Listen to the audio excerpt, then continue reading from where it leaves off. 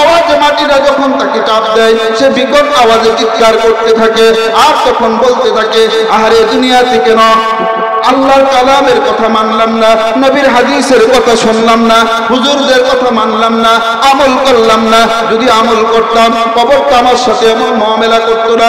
পক্ষান্তরে আল্লাহর নবী বলেন, ও আমার ঈমানদার বান্দা, দুনিয়াতে ঈমান নিয়ে চলেছ, নামাজ তুমি পড়েছ, নামাজের সময় যখন হয়েছে তুমি ঘরের মধ্যে থাকো নাই, রোজা ঠিক মতো রাখছো, যাকাত ঠিক মতো দিয়েছ, নেক কাজ ভালো কাজ করেছ, কোনো অন্যায় করো নাই, কোনো গুনাহ করো নাই। গুনাহমুক্ত অবস্থায় যখন মালাকুল মউত তোমার নিকট আসে, তুমি তোমার আল্লাহকে বলো, আল্লাহ ওয়াদা করেছেন বান্দা যখন ঈমানদার হয়, মালাকুল মউত যখন আসে, ও আমার মালাকুল মউত বান্দার রূহটা তুমি কবজ করবে।